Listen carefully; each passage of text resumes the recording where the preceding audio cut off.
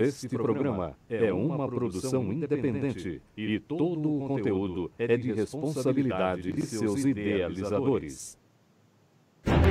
A partir de agora, através do estúdio Giro Mix, programa Linha Aberta. Apresentação, Vander Luiz e convidados com entrevistas e muita informação.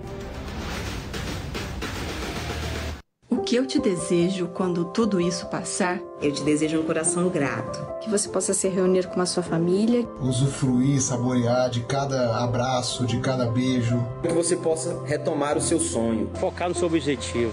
E enxergar o seu propósito. Que você encontre significado naquilo que você não percebe ou nunca percebeu. Talvez essa pandemia possa ensinar a gente a valorizar um pouco mais essas pequenas coisas que são tão importantes e que agora é que a gente sabe. A compreensão de que nós não somos uma ilha. Nós precisamos uns dos outros. Será um mundo novo, que precisará de um ser humano novo. Um mundo muito mais leve, com mais solidariedade, mais carinho e amor. E logo, logo, tudo isso vai passar. E pode ter certeza que dias melhores virão. Que você seja muito feliz e será muito feliz nessa vida. É isso que eu te desejo.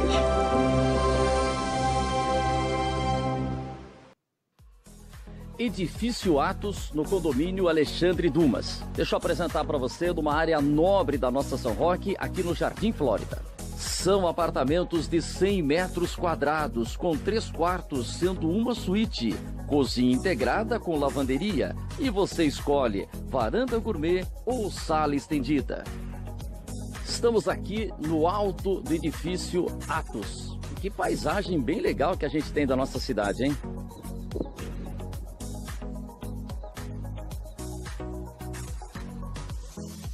Garagem com 2 vagas por apartamento, piscina, área de lazer e quadra poliesportiva. E você acha que aqui no condomínio Alexandre Dumas, que tem os edifícios Aramis, Portos e Atos, eu perderia essa piada? Vem pra cá, você vai ser o D'Artagnan. É isso aí, boa tarde, estamos iniciando mais uma edição do nosso Linha Aberta. A partir de agora, vamos juntos com as informações que interessam aqui a São Roque e região.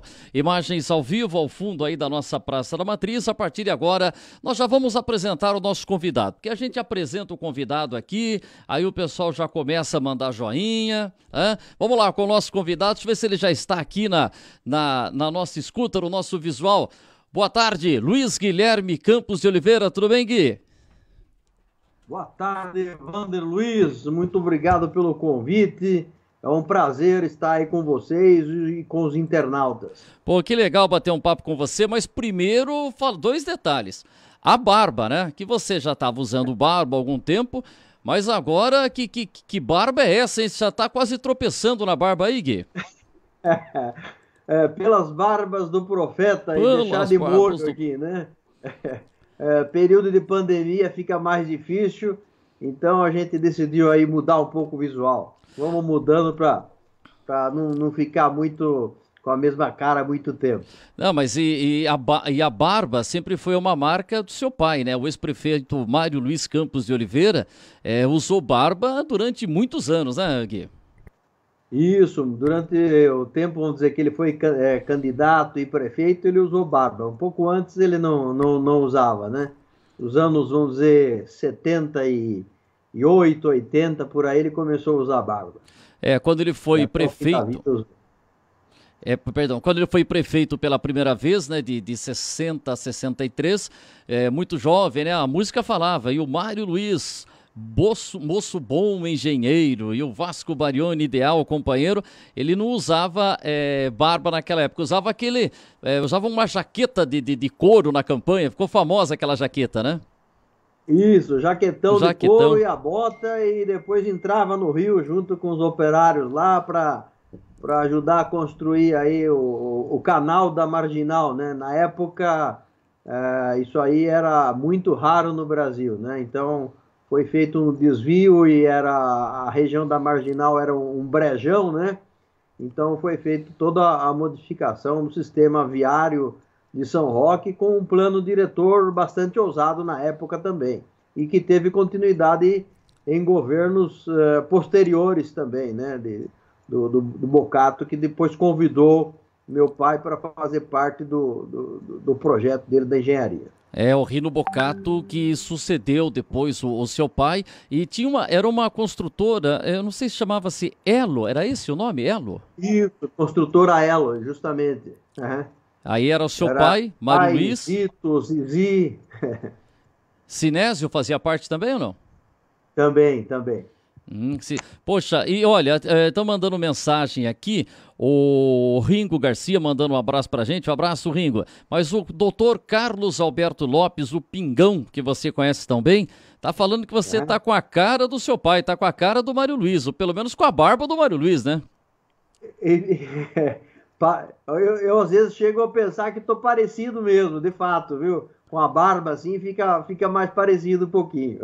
Grande abraço aí ao meu amigo doutor Pingão. Doutor, e eu lembro do seu pai que às vezes ele ia fazer entrevista com ele lá, a gente fazia um programa semanal, a Cidade no Rádio, falando do balanço da semana, e a gente sabe, quando ele dava uma coçada na barba assim, a coisa não... Lembra? Quando ele começava a coçar a barba, o povo ficava preocupado, né? Alguma coisa errada ele tinha percebido aí, né? Pô, mas... É a característica dele. Mas muito legal, a gente tem uma saudade muito do Mário Luiz Campos de Oliveira, você, né, o Luiz Cláudio, seu irmão, né, e vocês também têm a política no sangue, né? Por que a gente está batendo esse papo aqui? Porque nas últimas 2 eleições municipais, você foi candidato a prefeito de São Roque, mas nessa você está quietinho. Por que você não vai se candidatar dessa vez, Luiz Guilherme? Porque eu acho que nós fizemos uma proposta na primeira vez para não dizer com nenhum recurso, com muito pouco recurso, né? E nós criamos um partido para participar daquela eleição. Então a gente entendeu que no primeiro momento a gente estava colocando o nome, colocando as ideias e tudo mais. E nós saímos 2 anos depois, para não cair em esquecimento, candidato a deputado federal também pelo PSOL, né? Tivemos até uma boa votação em São Roque para deputado federal. Eu fui o mais votado na cidade, com o dobro do segundo colocado na época, né? E depois nós fomos para outra eleição que é uma característica do São Roquense também dizer sim ou não, né? Então parece que ele estava insatisfeito com o governo anterior e ele não quis, vamos chamar assim, arriscar. Então nós viemos com uma proposta um pouco diferente e acho que não fomos bem entendidos. Então vamos dizer, durante esse período, praticamente um pouco mais de 4 anos, entre 5 e 6 anos, eu me dediquei, visitei os bairros, conheci todos os problemas, caminhei muito, andei muito, mas a população não entendeu a nossa mensagem. Então, em função disso, eu preferi me retirar, né? Vamos dizer, não adianta a gente reclamar e dizer que a gente nunca tentou. Então, eu tentei, era algo arrojado, né? Mas não fomos entendidos, então nossa votação foi relativamente pequena. Eu preferi, a não ser para deputado federal, eu preferi abandonar, não a política, né, mas a disputa eleitoral, né? A política a gente não abandona, porque isso faz parte, como você disse, da gente, da família, do meu avô, do meu pai, meu irmão, todo mundo, né, participou, sabe o que construiu para o São Roque, o que fez para o São Roque, o que poderia ter feito. A gente queria dar uma continuidade, mas não houve esse entendimento, então eu preferi desistir da candidatura. Por exemplo, o seu pai não foi vereador, ele foi candidato a prefeito, ganhou a eleição nos anos 60, depois voltou nos anos 80 com uma votação expressiva, mas ele não foi vereador. O Luiz Cláudio também, seu irmão, não foi vereador e tentou também a prefeitura na eleição de 92. E aí as pessoas assim já falam, mas por que o Gui, né, que a gente costuma chamar de Gui, por que o Luiz Guilherme não sai candidato a vereador? Teria boas chances de ser eleito vereador. Você não pensa num cargo no Legislativo? Não, na verdade, eu acho que a política ela não pode ser uma forma de vida. Então, eu acho que Se eu me candidatasse a vereador, a primeira coisa que eu faria era recusar-me a receber salário, né? E foi uma das nossas propostas que até dentro do próprio partido nem todo mundo queria isso. Os vereadores, vamos dizer, a política começou a deteriorar mais quando os políticos viraram profissionais, né? Então tem os recursos que vão para o legislativo são relativamente elevados, os assessores, então quem está lá, ele acaba tendo vantagem em relação aos demais que vão postular o cargo. Mas não é a minha característica, vamos dizer assim, ter a discussão no legislativo, né? Eu tenho uma forma de trabalhar e de pensar um pouco mais que é no executivo, não desmerecendo qualquer coisa em relação ao legislativo, mas é uma questão de característica. Eu achei que eu pudesse fazer muito mais no executivo do que no legislativo. E as pessoas confundem muito a função do vereador, né? O vereador é para fiscalizar o prefeito, para fazer leis, né? E não ficar arrumando ambulância, arrumando rua, arrumando trator. Isso não é função do vereador, né? Então acaba deturpando e até na época da eleição vão cobrar isso dos vereadores. Também não tem sentido cobrar, né? Então por isso que eu preferi, vamos dizer, não sair candidato a vereador e desistir de candidatura. Agora, até você tem o próprio estilo, né? A sua personalidade, né? Você, não sei, pelo seu estilo, acho que ali na Câmara dariam boas brigas, hein, Luiz Guilherme? Pelo seu estilo e tal, acho que a gente teria umas pegadas boas ali na Câmara, hein? Não poderia passar em branco, né? A gente vê, vamos dizer, eu procuro me afastar um pouco para não criar uma ansiedade, né? Mas a gente vê ações que nós faríamos de forma diferente, seja com transporte coletivo, seja com a dona Sabesp, que recentemente abandonou aí a população, seja em relação a investimentos na cidade, a maneira como se faz para investir, porque eu acho que o município tem que pensar a sua própria economia. Os municípios hoje são muito dependentes do Estado e muito dependentes do governo federal. Ele precisa estruturar muito bem a sua economia, né? E cuidar dos mais necessitados, dos mais pobres, porque são eles que precisam do Estado.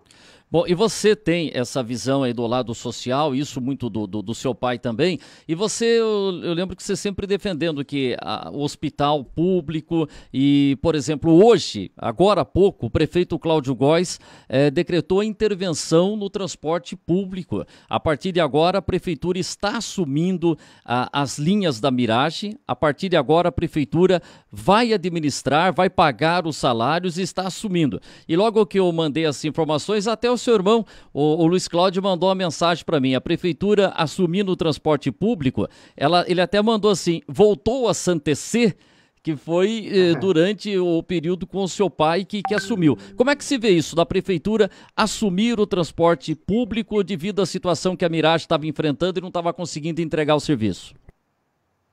Não, de fato, seria uma volta ao futuro, porque é fundamental o transporte para o trabalhador, para ele buscar emprego, para ele estudar, para ele ter o seu lazer.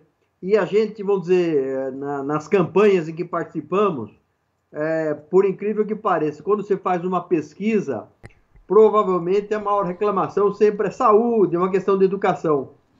Mas a gente sentia que o maior problema da população de São Roque era transporte público, né?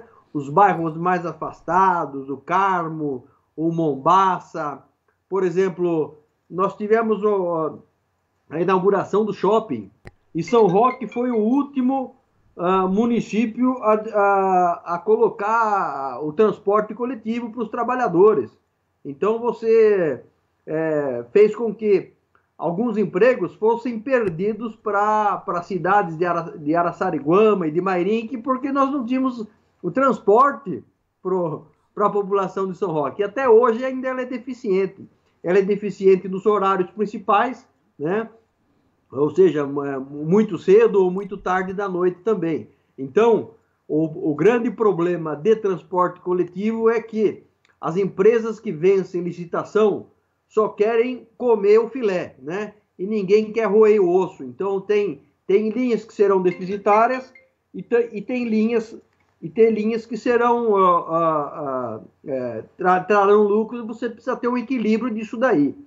E cabe ao setor público avaliar qual que é o retorno de investimento desse transporte, né?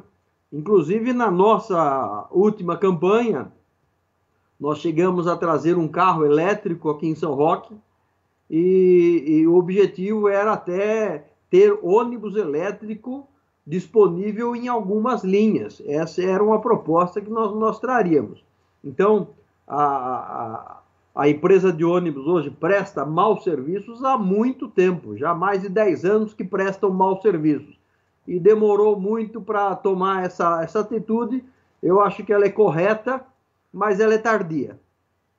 Agora, Luiz Guilherme, você defende a participação do Estado. Você entende que o transporte público tem que ser administrado pela Prefeitura, a saúde pela Prefeitura, a coleta de lixo pela Prefeitura, ou dá para a gente terceirizar? Como que se entende que... Porque fala o seguinte, aí contrata uma empresa de ônibus, você tem que fazer concurso público, aí você tem que ficar com esse funcionário durante muitos anos.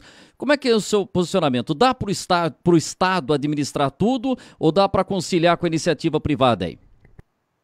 Eu acho que é possível, tanto a coleta de lixo também, que também melhorou um pouquinho, mas o transporte também. Eu acho que isso aí é uma função do Estado, né? Os estados mais desenvolvidos do mundo, que são os nórdicos, praticamente educação, transporte, saúde, é tudo público, né?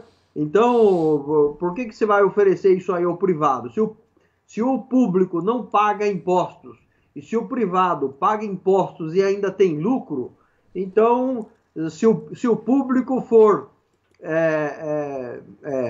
razoável, ele vai conseguir, uma gestão razoável, ele vai conseguir ser mais eficiente. É aquilo que eu falei. Quando você vai para o setor privado, ele só busca lucro. É o caso da Sabesp. A Sabesp era uma empresa, em São Roque, era municipal.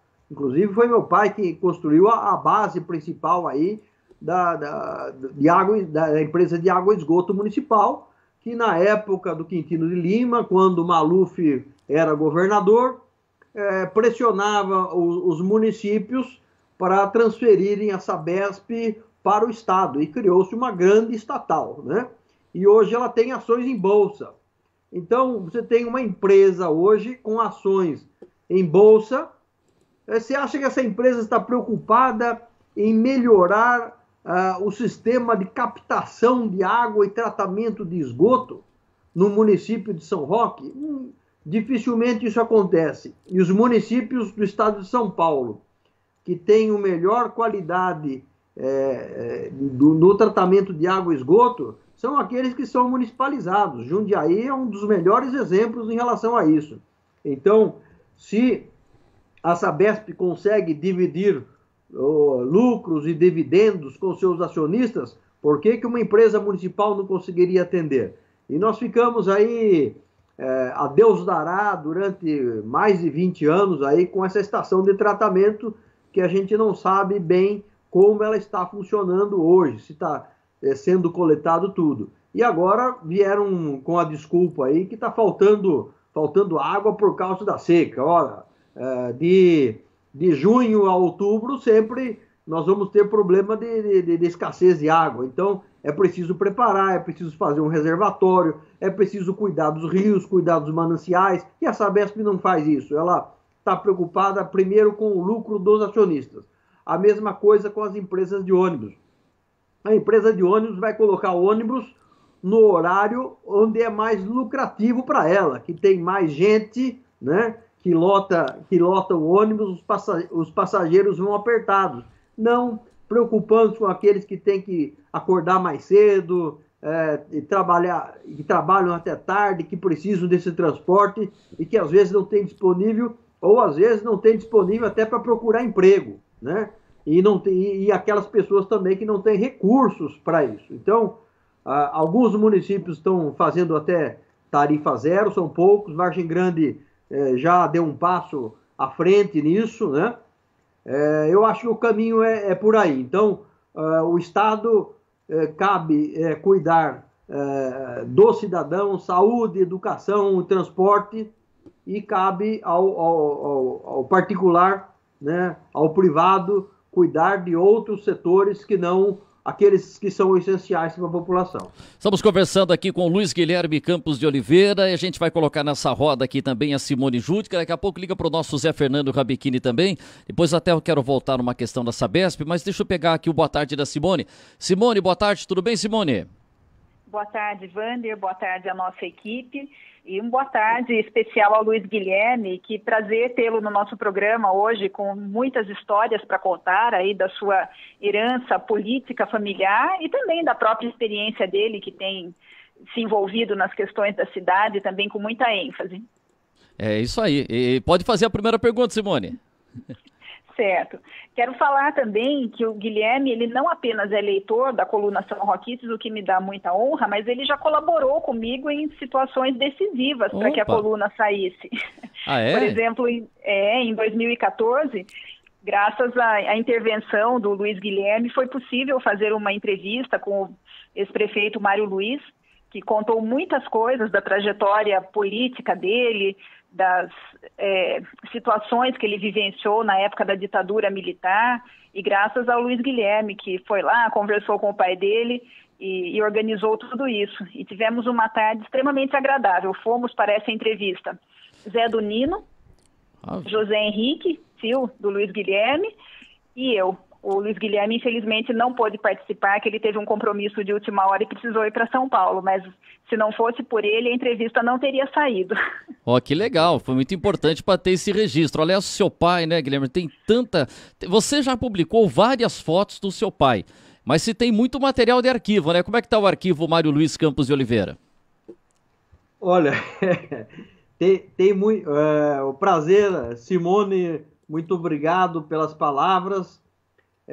Tem um arquivo vasto ainda, eu publiquei muita coisa, eu escaneei e eu acabei disponibilizando aí para os arquivos que foi criado, né, eu esqueci o nome agora, do Arquivo Histórico de São Roque. Com Arthur Luvisolo. Eu praticamente disponibilizei tudo, porque guardar essas informações acho que não tem muito sentido. Então, restam algumas coisas ainda que não foram publicadas. Meu irmão está fazendo uma checagem, toda a literatura que tem lá na biblioteca que meu pai deixou, né? Tudo que ele arquivava, escrevia, anotava, grifava, tá tudo lá. E só voltando um pouco, eu acho que a Simone fez uma entrevista histórica com meu pai, que ele acabou contando muitas coisas do período da ditadura que muita gente não sabia. Então, eu entendi que foi talvez uma das melhores entrevistas que ele tenha dado e tenha aprofundado muito no tema, que não ficou, vamos dizer, esquecido ou sem conhecimento da população. Aliás, Simone, essa entrevista você gravou em fita cassete, Simone?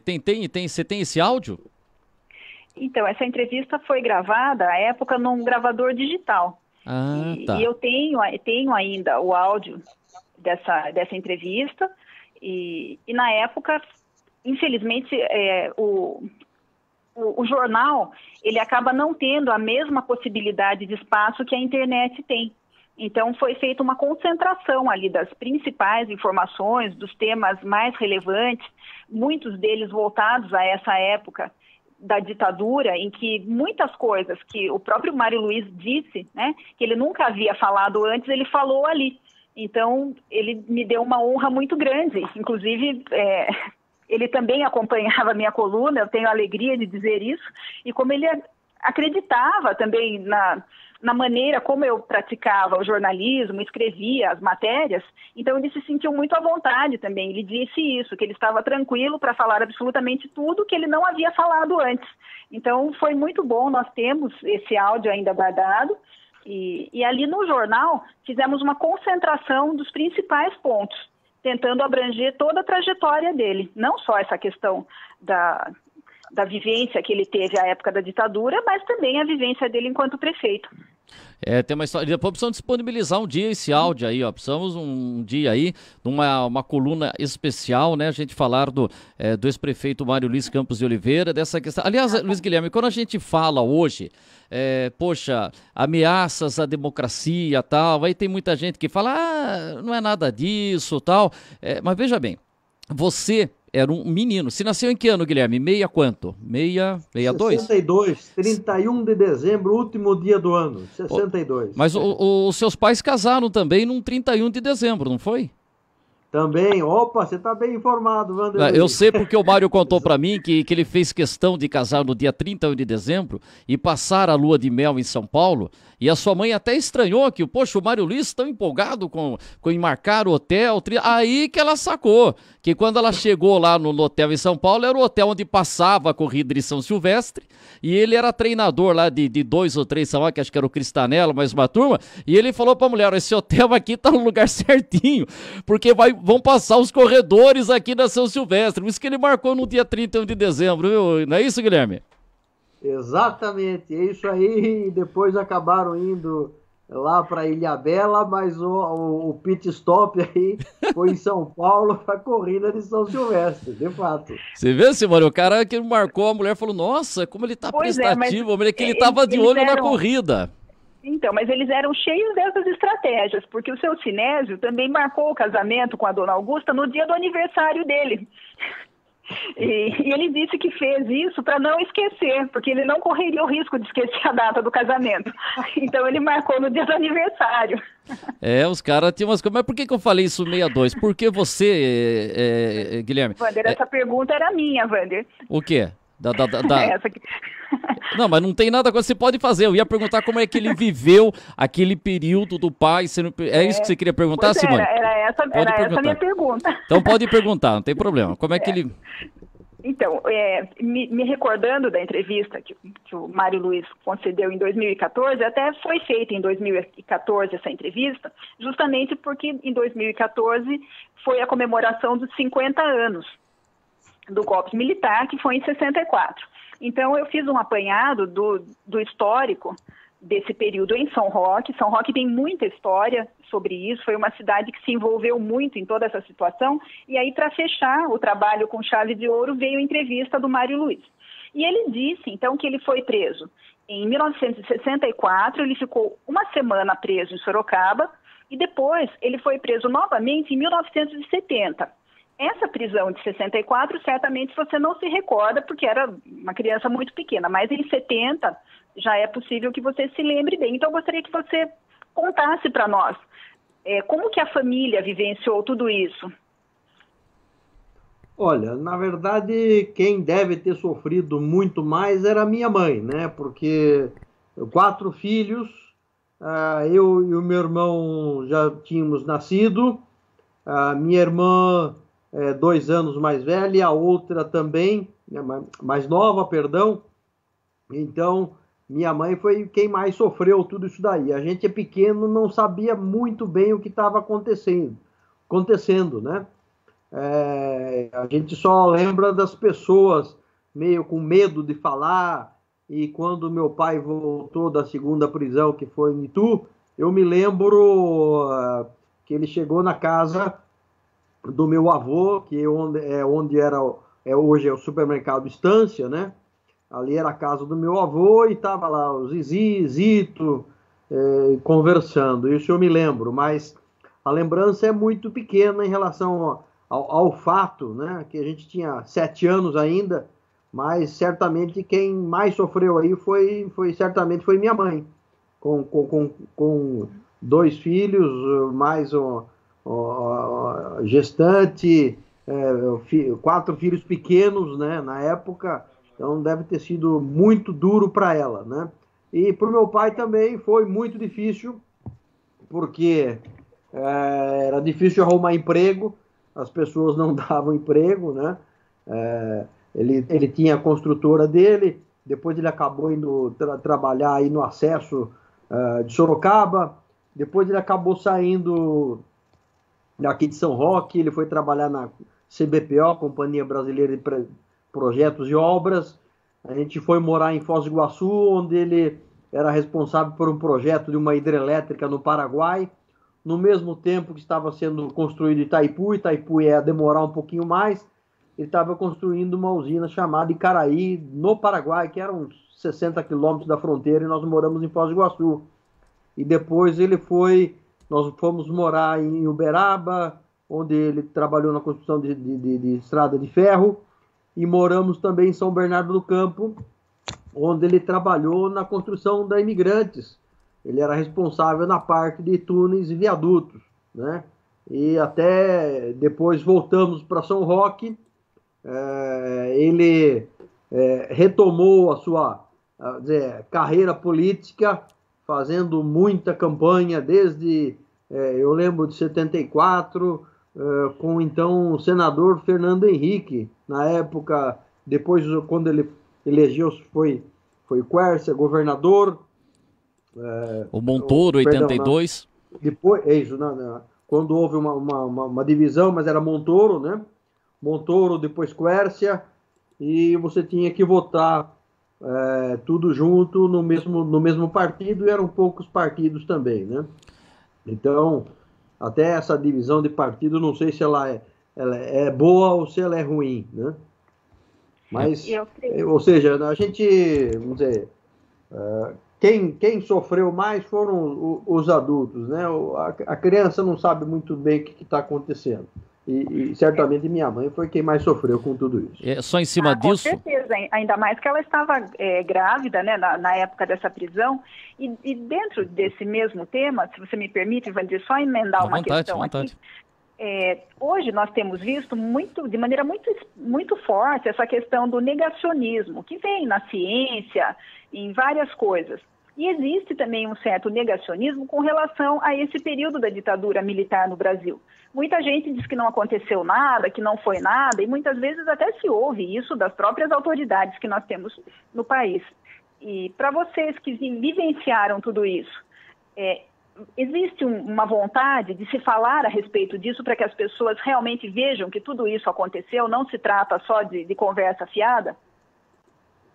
É importante que as pessoas saibam o que aconteceu, porque durante todo esse período da ditadura, as informações não chegavam da maneira como deveriam chegar, eram informações do Estado, tinha censura, então você não sabia exatamente o que estava acontecendo. Teve muita corrupção, tiveram, vamos dizer, pessoas desaparecidas, o Brasil foi entregue ao capital estrangeiro, então os interesses, vamos dizer, americanos no continente, nas Américas, na América do Sul principalmente, liderando e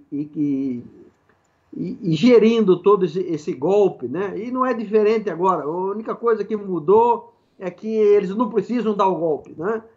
Você vai e vota, você elege alguém que você não sabe quem, esse alguém defende interesses que não os seus, né? E depois ainda vem governos e se elegem com a ajuda da ultradireita americana, que dão um golpe no Brasil, no Chile, na Bolívia, no Equador, na Venezuela. A Venezuela é o maior produtor mundial de petróleo, que tem a maior reserva mundial de petróleo. E o Brasil, com a descoberta do pré-sal, virou alvo também. Ou seja, a riqueza é um problema, né? Ao contrário do que acontece na Ásia, onde você tem a China liderando, com o apoio também da Rússia, tem uma certa independência da Índia. Então o mundo passou a crescer lá na região da Ásia e nós fomos deixados de lado aqui. Então golpe militar, é interesse atrás do petróleo. Toda a distribuição de combustíveis hoje no Brasil caiu na mão dos americanos, até do álcool, ou seja, até a isenção de impostos para etanol americano. É o fim da picada, né? Então é preciso resgatar isso daí, é preciso discutir, debater essas questões de interesse nacional com muita clareza, algo que durante o período militar isso não era possível ser feito, né? Infelizmente, nós estamos vivendo um retrocesso muito grande, né? Não sabemos até onde isso vai parar, mas infelizmente faz parte, foi uma decisão errada da população, mas nós precisamos resgatar a questão de interesse nacional, acima de tudo, né? Então, o Brasil não está num bom caminho atualmente. Luiz Guilherme, a gente vê que você está desiludido com a política. Você tem ainda, não vamos dizer ídolos, mas pessoas na política brasileira que você admira, ou você também não está encontrando uma referência? Quem que você admira ou pelo menos concorda com boa parte das ideias nesse momento? Olha, hoje, eu acho que quem diferencia na política no Brasil é o Ciro Gomes, né? Não sei quais seriam suas chances, mas ele tem se posicionado de uma maneira que eu gosto muito. Eu gostava muito de Leonel Brizola, né? Saudoso Leonel Brizola, mas eu acho que atualmente eu estou de fato descrente da política, mas não existe alternativa senão através da política, né? Mas hoje eu vejo o Ciro Gomes como uma alternativa interessante para o Brasil e que deve estar disputando aí a eleição para presidente, e vai depender aí como que a ala do centro-esquerda vai se posicionar.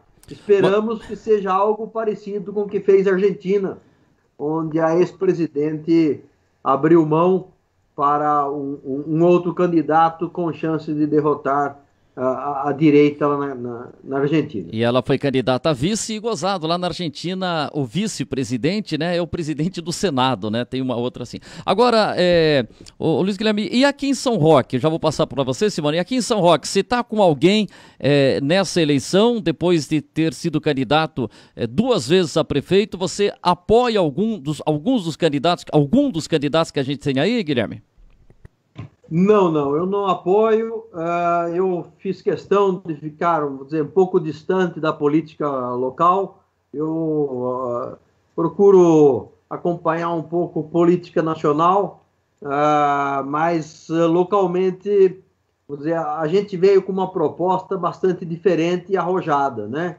Então, eu entendo que quem está aí hoje vai fazer o mesmo do mesmo, então não vai mudar absolutamente nada. A gente precisava de mudanças mais radicais. Para que essas mudanças pudessem ser feitas, era preciso que você tivesse um pouco mais de participação popular. E a questão da participação popular é muito complicado hoje em dia você organizar a população para reivindicar os seus direitos, porque ela também está extremamente desconfiada da política e coloca todo mundo no mesmo nível, né?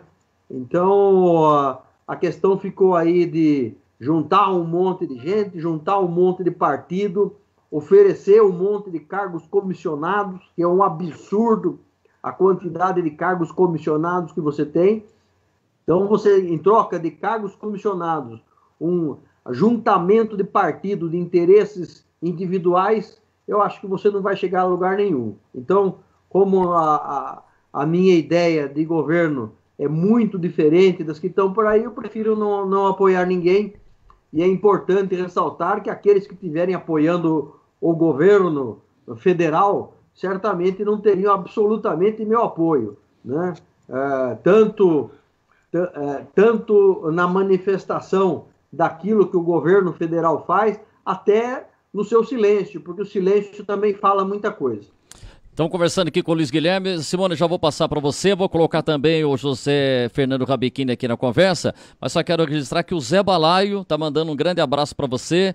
Zé Balaio está mandando um forte abraço ao querido amigo Gui.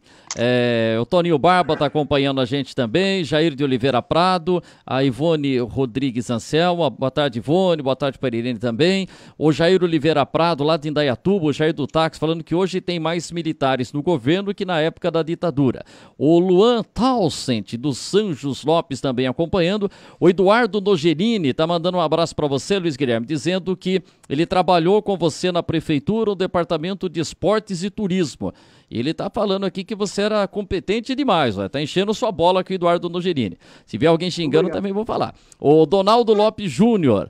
Guilherme, um rapaz inteligente, ainda com ideias de esquerda. Graças a Deus, Bolsonaro está aqui para mudar e pôr os corruptos na cadeia. Tá aqui, ó, o Donaldo Lopes defendendo o Jair Bolsonaro, né? Guilherme, um rapaz inteligente, ainda com seus ideais de esquerda. E o Donaldo Lopes defendendo o Bolsonaro aí, tá feito o registro também. É isso aí, a gente vai colocando as opiniões. Cadê o Zé Fernando Rabechini? Zé Fernando, tudo bem, Zé Fernando? Ô, Zé Fernando, tá me ouvindo, Zé Fernando? Boa tarde, Wander, Luiz Guilherme. Tudo bem, eu sabia. Pô, ontem deu um piripaque a hora que você entrou com o seu neto lá, o Rogério, manda um abraço pra ele, mas o som hoje tá legal. Ô Zé Fernando, você conhece o Luiz Guilherme Campos de Oliveira? Você já viu ele alguma vez na vida, ô Zé Fernando? Ih, sumiu a imagem do Zé Fernando. Ô Zé Fernando, volta a imagem aí. Oi. Não, eu conheço um pouquinho só. Um pouquinho de tempo. Eu fui no batismo dele. Pô, foi no seu batismo, pô. Faz uma pergunta pro Luiz Guilherme aí, Zé Fernando. Meus pais Terezinha, minha madrinha. Meu pai era, minha mãe ainda é, mas meu pai era. Ah, os pais do Zé Fernando são os seus padrinhos, Luiz Guilherme? Sim. A grande honra que eu tive, Terezinha e o Pascoal serem meus padrinhos de batismo. Porque e vocês são primos, né? É isso, né, Guilherme? Isso. Através aí, na verdade, da família das mães, né? Que tem o parentesco. Isso. A mãe do Zé Fernando é filha do Lívio Talhasac, que foi prefeito de São Roque, é o nome lá da rodovia que liga São Roque a Castelo. E os pais da sua mãe, quem que é Talhasac? É a mãe ou o pai, Luiz Guilherme? O pai da minha mãe era Talhasac, Carlos Alberto Talhasac. Tá, né? E ele era irmão do Lívio? Irmão do Lívio, justamente, irmão do Lívio, um dos Talhasacs aí que tinha, vamos dizer, açougue, olaria, torrefação, padaria, distribuição da Antártica. Eles eram empreendedores italianos, né?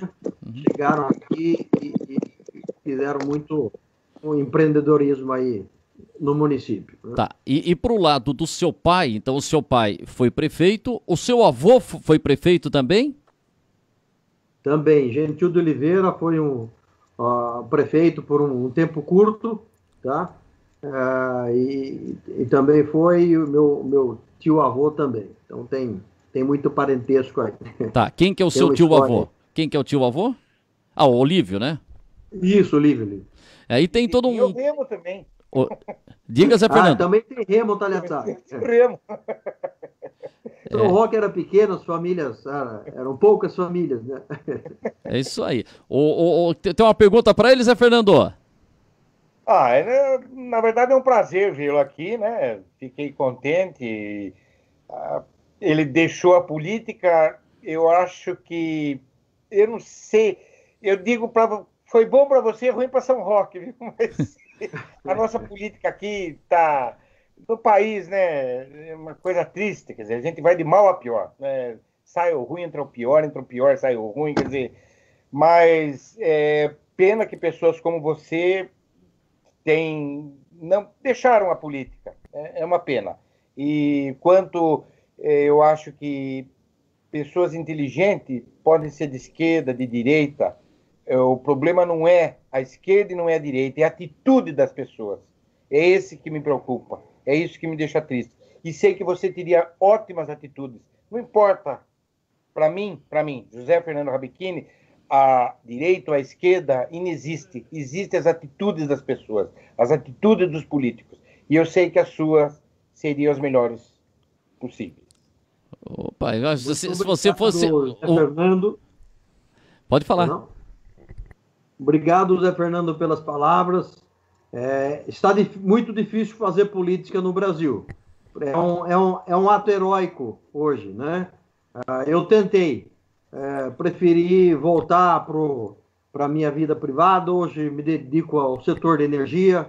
Eu trabalho com energia solar, com projetos distantes daqui, né? Da região. Queria aproveitar também e mandar um abraço aí ao Zé Balaio, ao Eduardo Nogueirini, um profissional também bastante competente com que nós trabalhamos juntos. E um abraço ao Donaldo Lopes.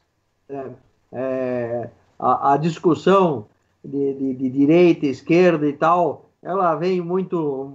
É bastante distante, e na época o pai dele também era candidato da direita em São Roque, né? Mas faz parte.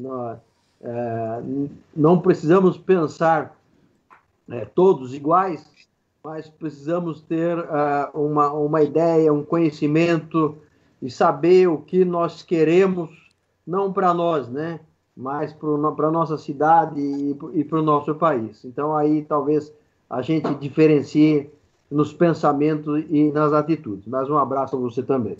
É isso aí, importante é isso daí, discutir política, falar, mas isso aí, sem ter essas brigas. Eu quero que a gente tenha uma eleição tranquila, que a gente possa ter os programas de governo sendo discutidos, porque as eleições passam e o nosso dia a dia, o convívio com as pessoas continua. O José Ângelo Botti, que se conhece também, o nosso querido Mulão, tá mandando um abraço para você também aqui. Ô Simone, faz mais uma pergunta pro Luiz Guilherme, que depois, Guilherme, você vai ter que falar o que é esse tapete que você tem atrás aí, que esse tapete aí diz uma coisa para você. Não era essa a pergunta que você ia fazer, né, Simone? Não, eu tenho duas perguntas aqui engatilhadas. Então então dispara aí. Com essa conversa aqui, esses últimos pontos da nossa conversa. Guilherme, você foi candidato as 2 vezes pelo PSOL, que é reconhecidamente um partido da linha da esquerda. Nós sabemos que na nossa sociedade são-roquense, até os índices da eleição do próprio presidente Jair Bolsonaro demonstram que o eleitorado são-roquense não tem muita predileção pela esquerda. Você acredita que se você fosse candidato nas outras vezes por um partido mais de centro ou mais de direita, até o resultado teria sido diferente? É difícil dizer que sim, mas eu creio que seria mais provável, tá? Quando você, embora a discussão no município não seja muito ideológica, ela vai ficando mais ideológica à medida que você vai para o governo, vamos dizer, federal, disputa nacional, né? No município nem tanto, mas o São Roquense ainda é muito conservador, né? A direita aqui do presidente teve 75% dos votos. Então, esse também é um dos fatores porque eu deixei a política. Eu não vou conseguir mudar a ideia de tanta gente, né? É muito difícil. Então, não adianta dar murro em ponta de faca, o que não significa dizer que a gente desistiu das nossas ideias. Mas existe momento em que você vai ter que ir para a briga e outros que você tem que recuar e pensar ou aguardar um momento mais adequado, né? Então, a população ainda não sabe o que está acontecendo, ela vai saber e vai sentir no bolso daqui provavelmente 6 meses a 1 ano, né? E hoje tem alguma aprovação do governo, justamente porque a esquerda o ajudou, né? O governo queria dar R$200, a esquerda foi lá e disse que era para dar 600, teve apoio de alguns deputados e deram 600. E o governo está sendo bem avaliado porque milhões receberam durante algum tempo R$600, que agora vai ser reduzido e daqui a pouco vai se encerrar. Então, quando se encerrar esse pagamento, as pessoas vão entender melhor o que está acontecendo com o Brasil, né? A entrega das nossas riquezas, vamos dizer, até arroz, né? Que hoje aumentou o preço porque o Brasil exportou arroz em vez de garantir o suprimento do mercado interno, né? Coisa que nem o Vietnã, que está na Ásia, que é exportador de arroz. Primeiro ele viu percebeu que haveria uma falta de produto, ele reduziu a sua exportação, o que é óbvio. Eu ouvi dizer, pode ser que aconteça que o Brasil chegue a importar soja, né? É um absurdo. E nós importamos etanol dos Estados Unidos, né? Etanol feito de milho. Nós somos o maior produtor mundial de etanol de cana. E temos cana desde 1530 no Brasil. Então, é um absurdo que isso aconteça. Fizemos todo um desenvolvimento do etanol, que não é só o etanol, né? É açúcar, é energia, uma série de outros produtos, até plástico produzindo já de cana, né? Então nós jogamos tudo isso no lixo e entregamos aos americanos, né? Essa é uma questão, talvez, que a esquerda defenda e que a direita seja entreguista. Então nós não somos entreguistas, né? Isso é um grande diferencial. Agora, antes da Simone fazer outra pergunta, só uma coisa em cima disso daí, Luiz Guilherme, de partido, de esquerda e de direita. Numa cidade do interior, uma cidade como São Roque, se vota na pessoa ou no partido? Quer dizer, falar, ele é do partido tal, mas ele é nosso aqui. Se vota na pessoa e se vota principalmente em quem tem chance de ganhar, né? E se você na eleição, você permitindo coligação, era quem cooptava ou juntava mais gente no seu partido, né? Então, você tinha aí os seus, entre aspas, candidato a vereador, acabam virando cabo eleitoral. E tem uma outra questão também, que são os malditos cargos comissionados. Então, se você tem 300, 500 cargos, tem gente que sai oferecendo para 600, 900 pessoas para cerrarem fileiras na sua candidatura. Isso eu jamais fiz e jamais faria. Alguns, vamos dizer, não conseguiram, depois não conseguem emprego, vão ficar reclamando, mas a grande parte já conseguiram a sua boquinha.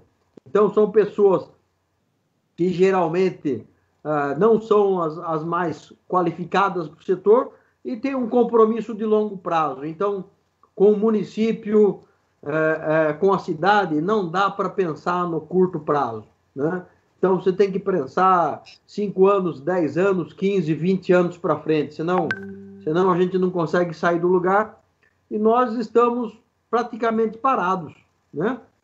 São Roque foi, vamos dizer, nos anos 60, 50, 70, desenvolvimento da indústria têxtil, até 70, a vitivinicultura foi importante, com 130 adegas, que aliás chegou aqui por causa da indústria têxtil. Depois nós viramos aí um polo de látex. A indústria de látex foi adquirida por uma outra, fechou a porta e foi embora, né? E somos também importante polo de tintas, né? Tinta em pó. Então, além do turismo, né? O turismo que parece que vai alavancar, mas ainda precisa englobar e trazer um pouco mais de riqueza para todo mundo, né? Simone, pode fazer a segunda pergunta aí, Simone. Eu não esqueço não, tá marcadinho aqui. Obrigada, Wander. Luiz Guilherme, você comentou que essa questão da discussão ideológica, ela não se vê muito no município, principalmente numa cidade do porte de São Roque. Mas, ao mesmo tempo que existe realmente esse fenômeno, nós podemos observar pelas redes sociais, por exemplo, onde você está bastante presente também, que as pessoas se tomam de rancores até por essas questões de discussão ideológica. Então, nós vemos os bolsonaristas, por exemplo, em guerra com os petistas, com as pessoas mais voltadas à esquerda, e se nota uma polarização gigantesca, e até, eu tenho certeza que você conhece pessoas do seu meio, como eu conheço, Wander, dos nossos meios também, de relacionamento, em que as pessoas até rompem com as amizades, enfim, por conta disso tudo. E voltando um pouquinho na história, quando aconteceram as denúncias dos então chamados comunistas, em que o seu pai, Sinésio, Zito Garcia e mais de 50 pessoas em São Roque foram processadas, justamente quem foi o advogado que defendeu essas pessoas foi o doutor Henrique Luiz Arnóbio, que era reconhecidamente da oposição, ele pertencia à Arena, que era então a polarização máxima com relação aos comunistas. E ainda assim, ele, enquanto advogado, deixou de lado qualquer questão ideológica que pudesse existir e foi ele o defensor de todos os chamados comunistas. Então, a minha pergunta é, depois de toda essa introdução, onde que as pessoas se perderam? Porque hoje as pessoas se odeiam quando as ideologias são diferentes. E no passado, nós temos uma situação como essa aqui na nossa São Roque. Justamente a pessoa que seria ideologicamente a última a se levantar em favor dos comunistas foi aquele que estendeu a mão para eles. Olha, Simone, nós vivemos momentos ímpares, né? Com a discussão, a mídia social, todo mundo tem voz, todo mundo entende, vou dizer, só lê manchete, né? Então falta um pouco de aprofundamento nas discussões, não se aprofundam nas discussões e as pessoas vão recebendo rótulos e vão recebendo etiquetas, né? E você, de fato, vai rompendo amizade com parente, com amigo, e você, às vezes, prefere até não entrar em discussão. Então, eu estive muito tempo na rede social, vou reduzindo um pouco, bastante, né? Vou colocando um pouco mais de ideias, porque entrar na discussão realmente não é muito difícil você, e nem é meu objetivo, nem o objetivo de ninguém, convencer as pessoas, né? O objetivo não é convencer pessoas, a questão é você esclarecer e fazer as pessoas pensarem, que eu acho isso é importante. Então o Brasil já, assim como o Lula foi eleito, agora elegeu o Bolsonaro, né? Então isso aí em 12 anos, 16 anos, teve uma mudança. Então existem ciclos, né? E nós estamos num ciclo mais à direita, mas as pessoas estão experimentando, entendendo, daqui a pouco vão entender o que aconteceu, mas a história ainda é difícil de você avaliar num período muito curto. A história só é entendida depois de 50 anos, pelo menos, né? Então, eu diria que no momento da história, nós entendemos 50 anos para trás do Brasil. Um país, vamos dizer, que praticamente foi o Estado que construiu tudo que nós temos aí, né? Itaipu, Embraer, Petrobras, CSN, Vale do Rio Doce, as estradas de ferro, as rodovias, os aeroportos. Então, foi tudo o Estado que construiu. Então, não adianta querer administrar o Brasil pensando de outra forma. O Brasil, nos anos entre 40 e 70, era um país que mais crescia no mundo. E sempre foi o Estado que puxou a economia. Então, o Brasil é um país diferente, né? Tem um território muito grande, uma população grande, e ele não se mexe se não tiver o Estado empurrando, né? Aliás, também toda a parte, vamos dizer, de infraestrutura no Brasil, tudo foi feito pelo Estado e depois foi passado para o setor privado a preço de banana. Então, por exemplo, as rodovias eram do Estado, entregou-se para as empresas privadas. O Estado cobrava R$1 o pedágio, as privadas cobram 10. Essa é a diferença. Os aeroportos, então tudo aumenta de preço. O setor elétrico, no qual eu trabalho hoje, era todo estatal, não existia empresa privada. E hoje, grande parte das empresas, praticamente 60% são estrangeiras, né? O pior de ser estrangeiras são estatais estrangeiras.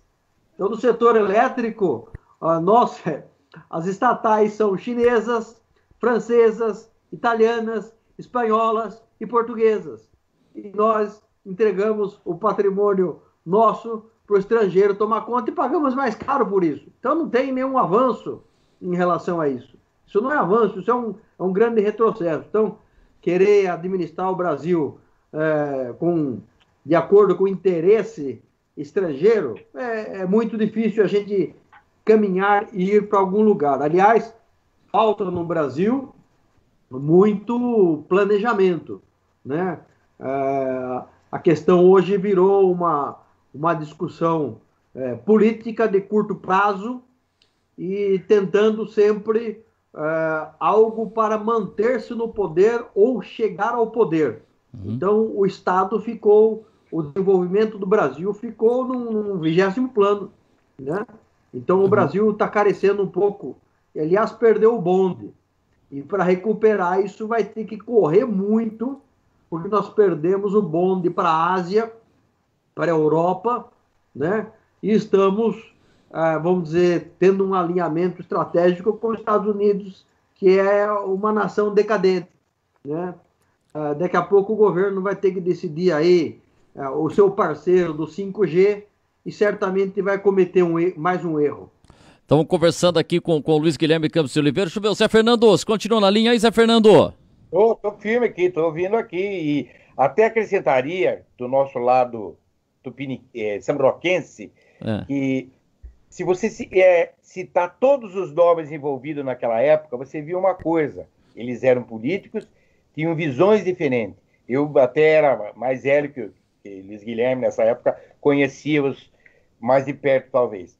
Mas você viu uma coisa diferente. Antes de mais nada, existia um grande respeito entre as pessoas, porque nós respeitávamos a índole da pessoa, a educação da pessoa. Entende? Então, nós tínhamos fulano de direita e ciclano de esquerda. Aqui em São Roque, normalmente eram pessoas que, antes de mais nada, tinham uma índole, um respeito muito grande, e eram são-roquenses. Antes de qualquer atitude com tal deputado, eles eram são-roquenses. Então, hoje em dia não se tem, é zero isso. Eu sou deste time de futebol e os outros times, e é assim na política. E as pessoas se desrespeitam muito. Então, hoje se estranha, Henrique Arnóbio está defendendo aquela turma. Naquela época era extremamente normal. Era um grande advogado defendendo pessoas que estavam sendo injustiçadas.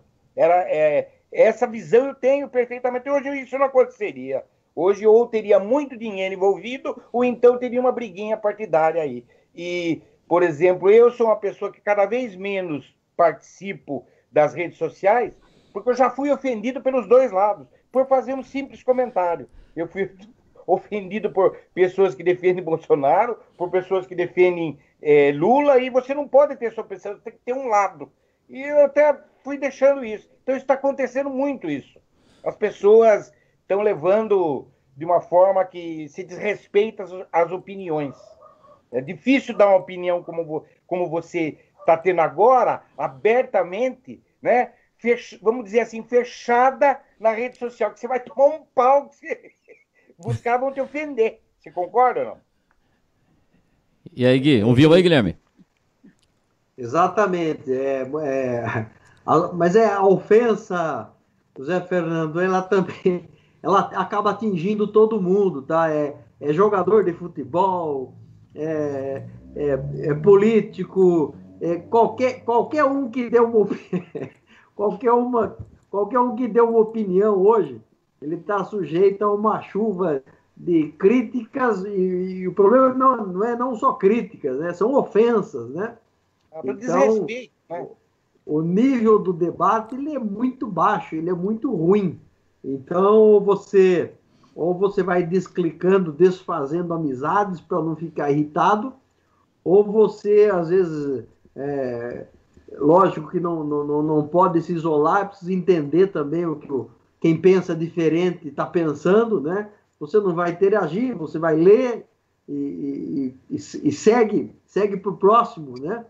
Então, tem coisas boas e coisas ruins. A gente precisa peneirar e ver o que garimpar um pouquinho e ficar com o que tem de bom. Não tem só coisa ruim, mas nós vivemos num mundo líquido hoje, né?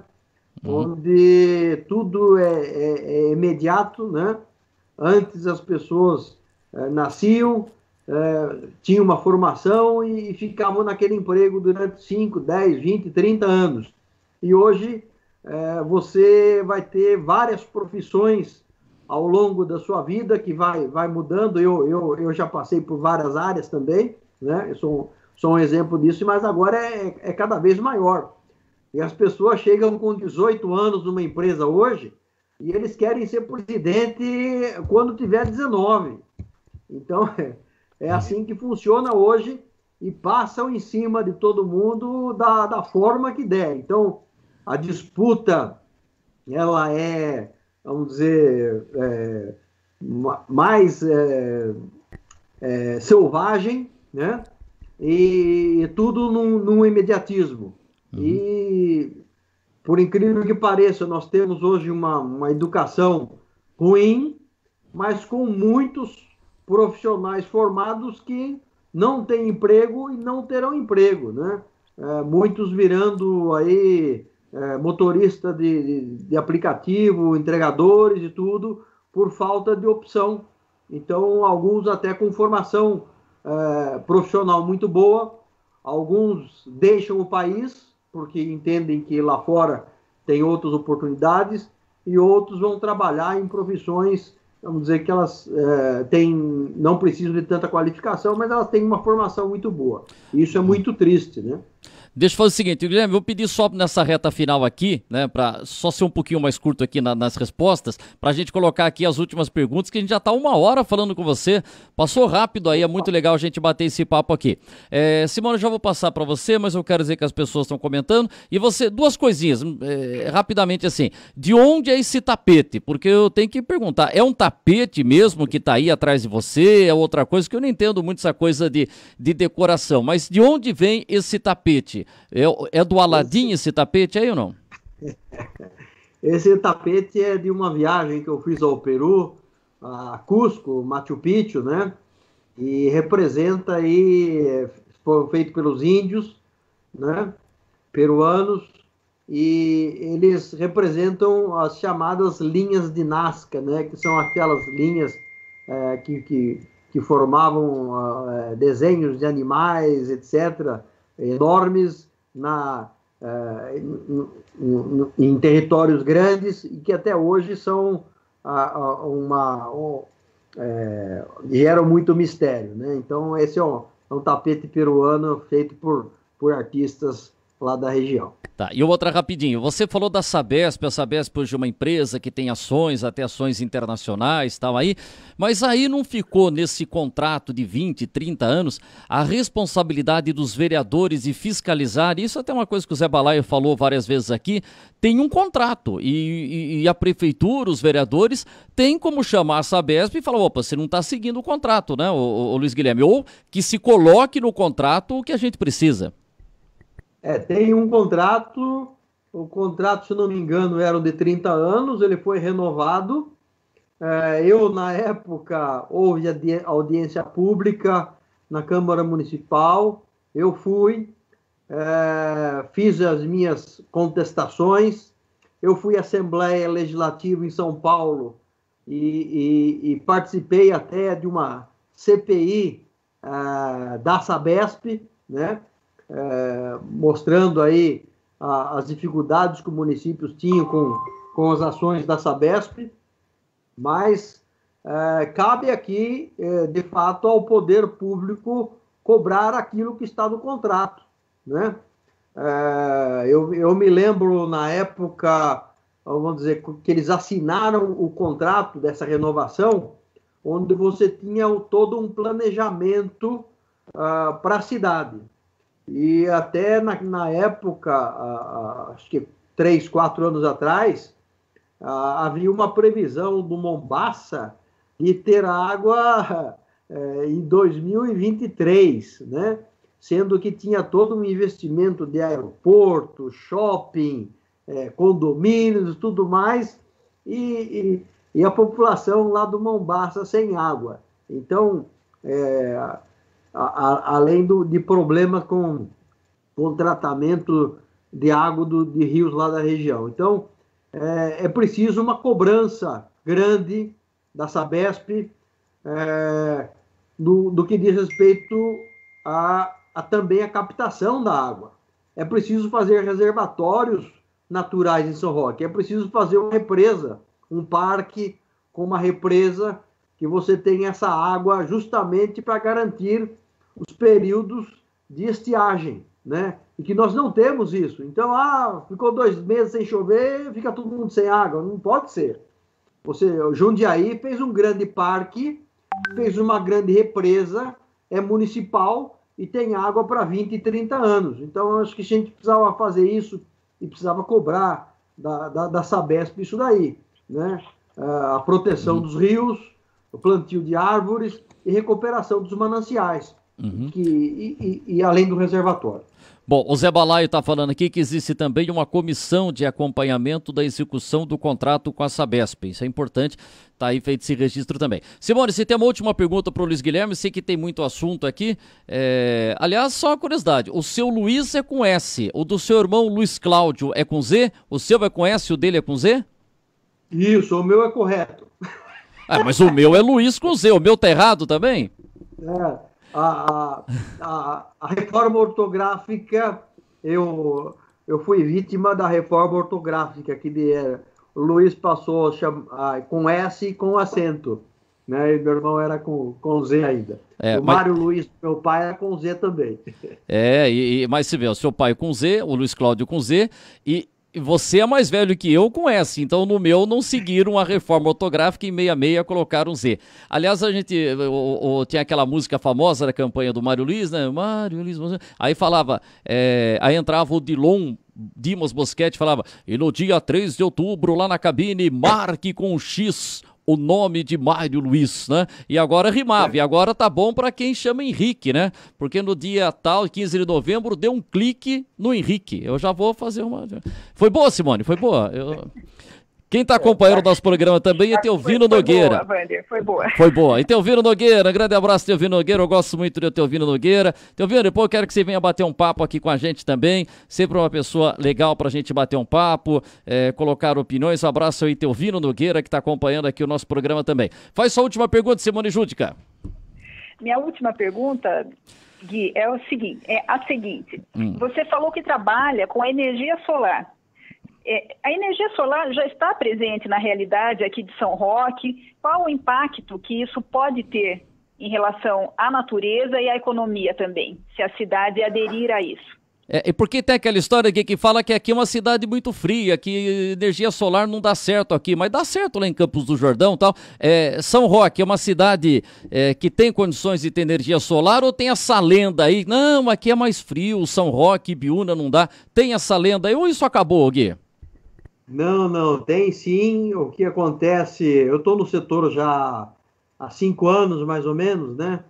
E o preço dos painéis, dos módulos solares e toda a estrutura vem caindo bastante ao longo do tempo, e ele acabou ficando viável em várias regiões. Depende um pouco da irradiação, né? A região próxima a São Paulo não tem uma irradiação muito boa, mas mesmo assim, o Rio Grande do Sul e Santa Catarina, Paraná, que são estados que têm radiação mais baixa, tem uma quantidade de conexões solares muito maior do que a nossa, né? O Brasil, nós temos 82 milhões de conexões de rede elétrica e apenas 350 mil com energia solar ainda. A energia solar está crescendo muitíssimo no Brasil. Em plena crise, nós chegamos aí a 6 GB de energia solar. 6 GB, só para entender o tamanho, Itaipu tem 14 GB, tá? 6 GB em 3 anos, praticamente, entre energia que a gente chama distribuída, que a gente coloca na nossa casa, e as usinas grandes, que são nos grandes centros, normalmente em local de melhor irradiação, que fica no Nordeste. Mas é viável, sim, em São Roque, região, né? você tem um retorno do investimento da ordem de 5, 6 anos e tem algumas linhas de financiamento bastante interessantes no Desenvolve São Paulo, né? Eu, especificamente, não atuo no setor residencial, eu trabalho um pouco mais em usinas de solo, um pouquinho maiores, e desenvolvo projetos um pouco maiores para o setor, né? Tá. E estou trabalhando também com algo um pouquinho mais na frente, que são as baterias também, que daqui a pouco vai ter energia solar e bateria, e daqui 5 anos, energia solar e bateria, e tchau para as distribuidoras de energia, além do seu carro elétrico na sua casa. Tá, e só em cima disso, bem rapidinho, ainda tem a possibilidade de você ter lá a energia solar e você até armazenar e vender essa energia, não tem essa possibilidade? Eu vi alguma coisa assim. Isso, é possível, não chama-se, na verdade não chama-se venda de energia, é um aluguel de energia, né? Mas não deixa de ser, né? E eu justamente me dedico a isso, a fazer usinas que alugam aquele pedaço da usina para um terceiro, desde que esteja na mesma distribuidora. Então é possível sim, a única coisa que você não pode fazer é vender os seus excedentes. Se você tem a sua casa sobre o mesmo CPF ou CNPJ, você pode pôr uma mesma usina num telhado, num terreno, e abater a conta das suas residências, o seu CNPJ, o seu CPF, tá? Ou então você fazer uma usina dedicada a terceiros, aí você faz um consórcio. É um pouquinho complicado, mas é possível sim. É algo muito novo no Brasil, segue crescendo. Eu participo de uma empresa aqui chamada Politec, ela está em Araçariguama, onde ela é líder no setor hoje de estruturas de solo, de estrutura de solo no Brasil, e tendo comercializado até para o aeroporto de Salvador, estruturas desenvolvidas aqui, e estamos finalizando aí o segundo maior carport do mundo. Carport são os estacionamentos solares, tá? Que vai ser instalado em Pernambuco. Isso produzido aqui em Araçariguama por empresa de São Roquense. Opa, legal, legal. Quem que é que você falou o nome dele? Politec?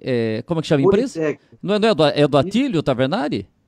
Atílio Tavernari, que passou para o seu filho agora, Vitor Tavernari, que é quem comanda a empresa hoje. Lembrei da Politec aqui no Marmeleiro, Atílio, a Dalva, então já está com o filho, abraço ao Atílio. E só para 10 segundos, o Zé Balaio quer saber, e a energia eólica? E a energia com o vento aí? O Zé Balaio está querendo dar uma ensacada no vento aí, tem jeito?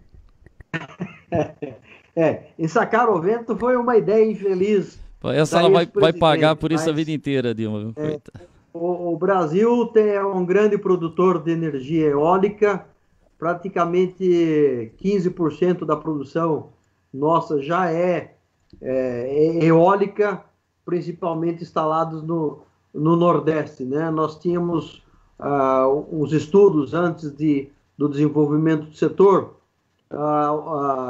onde você fazia comparação com a Europa, da capacidade de aproveitamento do vento, e nós estamos aqui 50%, 60% acima daqueles estudos anteriores. Então o Brasil ele é privilegiado na energia eólica, privilegiado na energia solar, privilegiado na energia hidrelétrica, e infelizmente ainda tem algumas termoelétricas movidas a diesel para garantir o suprimento quando as usinas estão com dificuldade de armazenamento, né? Mas é uma tecnologia que veio muito bem no Brasil. E o futuro das energias hoje, sem dúvida, é solar e eólica.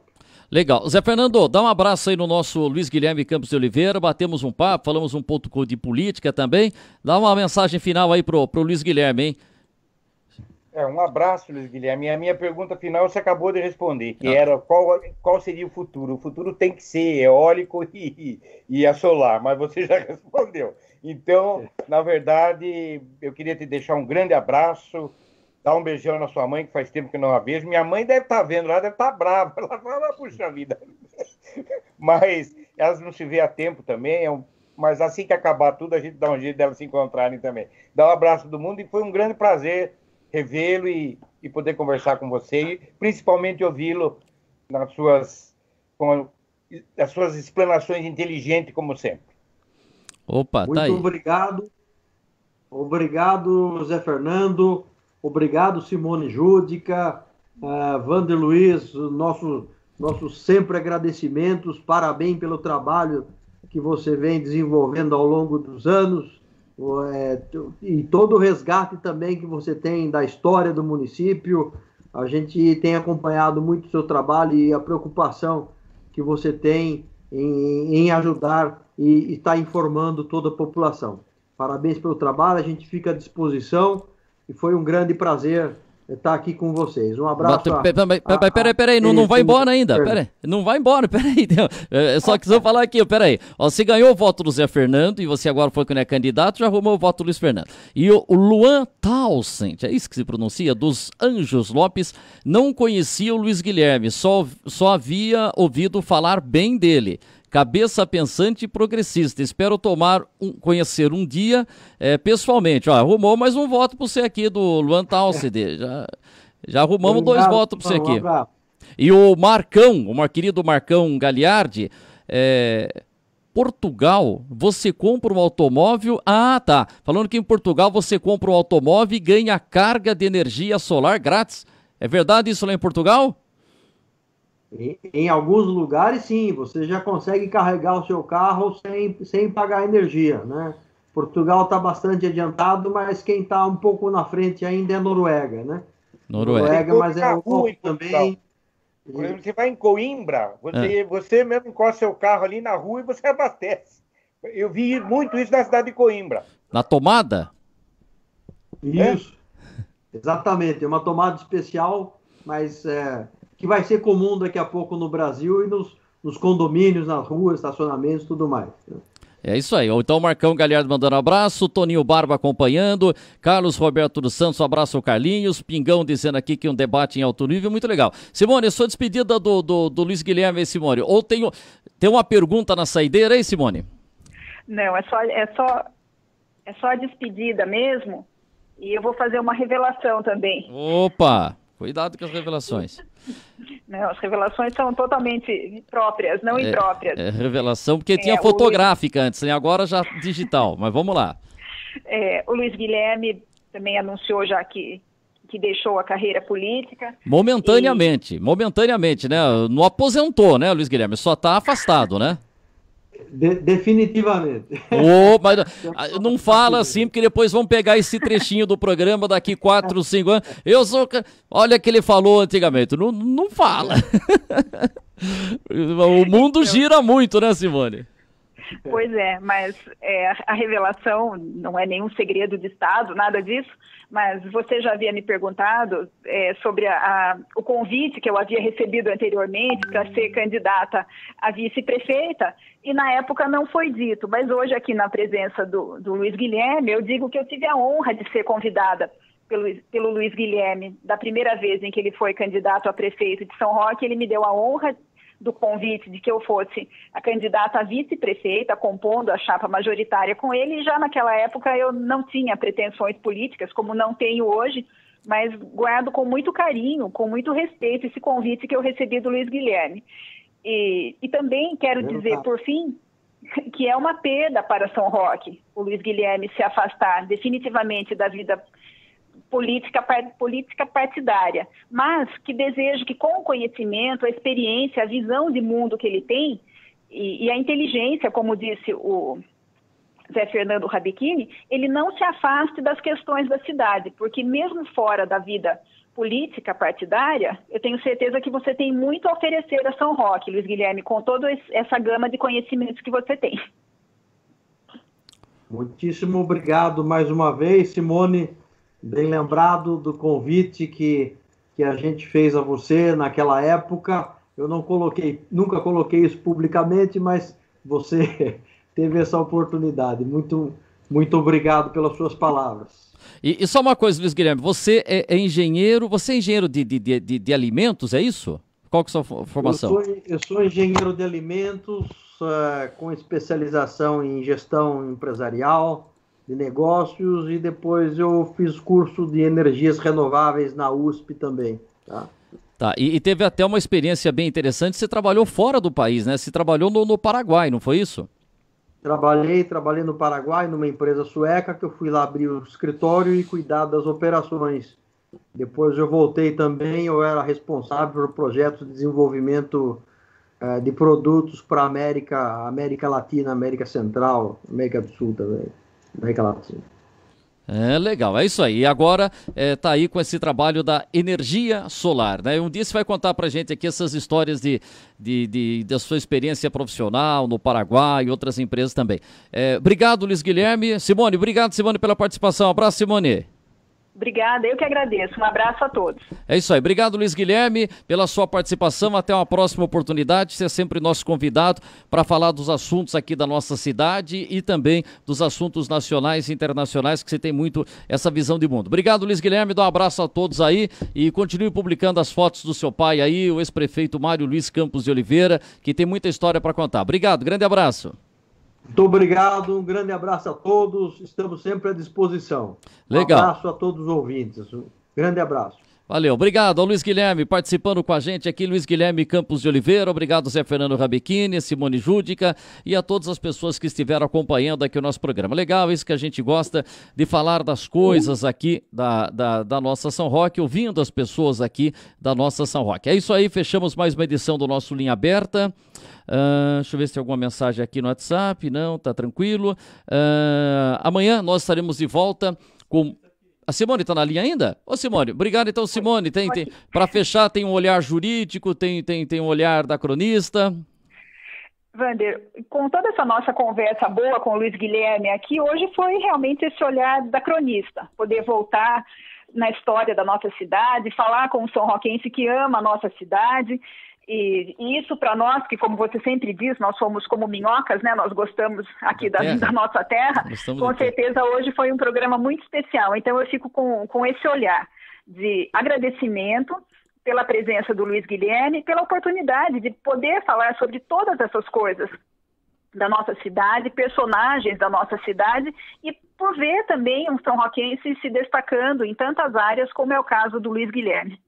É isso aí, isso é muito legal. E só deixa eu dar a manchete aqui que está lá no nosso site, no vanderluiz.com.br. Prefeitura de São Roque assume as linhas da Mirage Transportes, decretada intervenção no sistema de transporte coletivo municipal por 90 dias. Então, a prefeitura está assumindo lá a garagem da Mirage, vai utilizar os ônibus da Mirage, vai pagar os funcionários da Mirage, funcionários que estão reclamando de atraso de salário, né? E a prefeitura deverá voltar a operar com todas as linhas, vai ampliar os horários e a gente espera que a gente possa encontrar o caminho. O decreto 9.350, que passa a valer já hoje. A prefeitura já teve o sindicato fazendo uma reunião lá no terminal rodoviário, assumindo o transporte público municipal. Vamos ver se a gente consegue ter uma solução também nesse problema aí, né, Simone? Mais um assunto importante aqui da nossa cidade, agora o transporte público, Simone.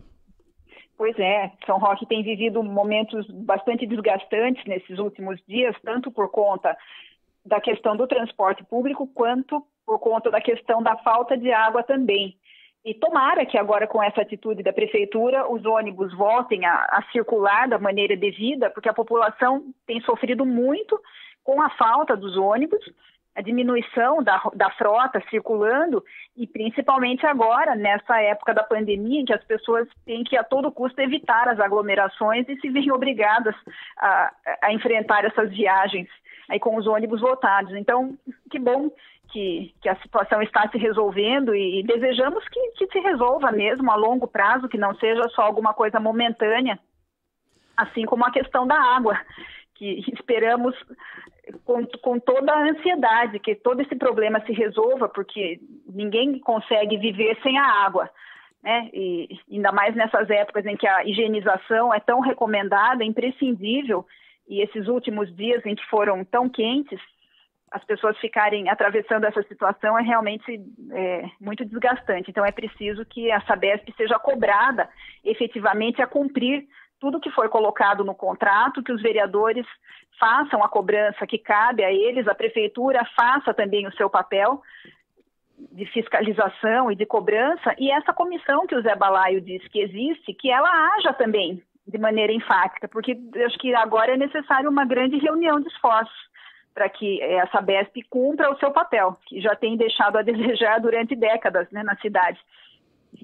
É isso aí. Não, a gente espera sempre as soluções. Obrigado, Simone. Amanhã estaremos aqui com mais uma edição do nosso Linha Aberta e você fica sabendo quem é o convidado alguns minutos antes ou muitas vezes quando o convidado já está aqui no ar. Obrigado, Simone. A gente volta amanhã. Obrigado, Zé Fernando Rabechini. A final de mais uma edição Linha Aberta. Até amanhã, Simone. Obrigado. Até amanhã. Obrigado a todos. É isso aí. Fechamos mais uma edição com o nosso Guilherme Gomes, com o presidente Jair Ribeiro. Amanhã a gente volta com mais uma edição aqui do nosso Linha Aberta. Um grande abraço. Até lá. Valeu. Este programa é uma produção independente e todo o conteúdo é de responsabilidade de seus idealizadores.